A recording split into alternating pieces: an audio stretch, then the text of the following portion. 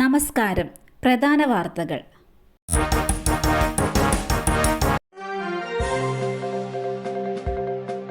സ്വർണ്ണക്കൊള്ള പ്രക്ഷോഭം തുടരാൻ കോൺഗ്രസ്.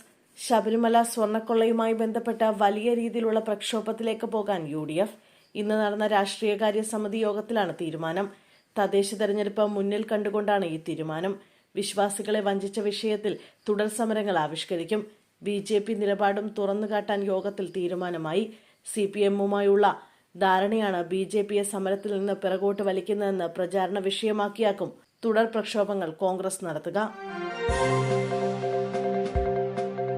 N. പ്രശാന്തിന് വീണ്ടും കനത്ത തിരിച്ചടി. സസ്പെൻഷൻ തുടരും.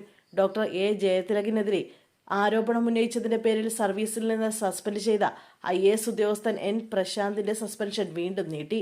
6 മാസത്തേക്ക് കേന്ദ്ര സർക്കാരാണ് സസ്പെൻഷൻ നീട്ടിയത്. IAS ഉദ്യോഗസ്ഥനെ 1 വർഷമാണ് സംസ്ഥാനത്തിന് സസ്പെൻഡ് ചെയ്യാൻ കഴിയുക.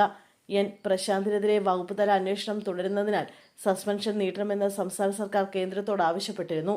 ഇതിനെ തുടർന്നാണ് കേന്ദ്ര സർക്കാർ N. പ്രശാന്തിന്റെ സസ്പെൻഷൻ 6 മാസത്തേക്ക് കൂടി നീട്ടിയത്. മേലൂരിൽ വയോധികനെ മരിച്ച നിലയിൽ കണ്ടെത്തി. കൊലപാതകമെന്ന് സംശയം. മേലൂർ കുന്നപ്പള്ളി മംഗലത്ത് വീട്ടിൽ 60 വയസ്സുള്ള സുധാകരനാണ് മരിച്ചത്. കൊലപാതകമാണെന്നാണ് സംശയം.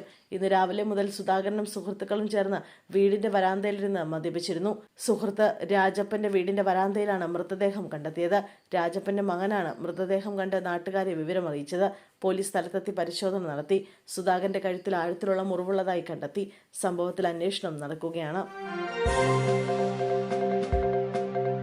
ആലപ്പുഴ ബുധനൂർ സഹകരണ ബാങ്ക് സ്വർണ്ണപ്പണയ തട്ടിപ്പ്. മുൻ സെക്രട്ടറി ഇൻചാർജ് അറസ്റ്റിൽ. അനീഷാണ് മാന്നാർ പോലീസിന്റെ പിടിയിലായത്. ബുധനൂർ സ്വദേശിയായ രാഹുൽ 2022 5.25 പവൻ സ്വർണ്ണാഭരണം ബുധനൂരിലെ സർവീസ് സഹകരണ ബാങ്കിൽ പണയം വെച്ചിരുന്നു. കഴിഞ്ഞ മാസം സ്വർണം തിരിച്ചെടുക്കാൻ രാഹുൽ ബാങ്കിലെത്തിയപ്പോഴാണ് സ്വർണം നഷ്ടപ്പെട്ടതായി അറിയുന്നത്. തുടർന്ന് അദ്ദേഹം മാന്നാർ പോലീസിൽ പരാതി നൽകി. രാഹുലിന്റെ പരാതിയിൽ പോലീസ് നടത്തിയ വിശദമായ അന്വേഷണത്തിൽ ഞെട്ടിക്കുന്ന വിവരങ്ങൾ പുറത്തുവന്നു. ബാങ്കിൽ പണയം വെച്ച സ്വർണം ഉടമയുടെ അറിവോ സമ്മതമോ ഇല്ലാതെ ഉദ്യോഗസ്ഥ രഹസ്യമായി എണ്ണക്കാട്ടുള്ള മറ്റൊരു ബാങ്കിൽ കൊണ്ടുപോയി പണയം വെച്ച് അധിക തുക കൈപ്പറ്റി സ്വന്തം ആവശ്യങ്ങൾക്കായി ഉപയോഗിക്കുകയായിരുന്നു. ഡൽഹിയിലേത് ഭീകരാക്രമണം തന്നെ. സ്ഥിരീകരണം. ഡൽഹിയിൽ ചെങ്കോട്ടയ്ക്ക് സമീപം ഉണ്ടായ സ്ഫോടനം ഭീകരാക്രമണം തന്നെയെന്ന് കേന്ദ്ര സർക്കാർ. ദേശവിരുദ്ധ ശക്തികൾ നടത്തിയ ഹീനമായ പ്രവൃത്തിയാണ് ഉണ്ടായതെന്നും ഭീകരവാദത്തിനെതിരെ ഒരു വിട്ടുവീഴ്ചയും ഉണ്ടാവില്ലെന്നും കേന്ദ്ര മന്ത്രിസഭായോഗം വ്യക്തമാക്കി. ആക്രമണത്തെ മന്ത്രിസഭായോഗം ശക്തമായി അപലപിച്ചു. ഭീകരവാദത്തിന് പിന്നിൽ പ്രവർത്തിച്ച ശക്തികളെ കണ്ടെത്തുമെന്നും സ്പോൺസർമാരെ ഉൾപ്പെടെ ശിക്ഷിക്കുമെന്നും സർക്കാർ വ്യക്തമാക്കി.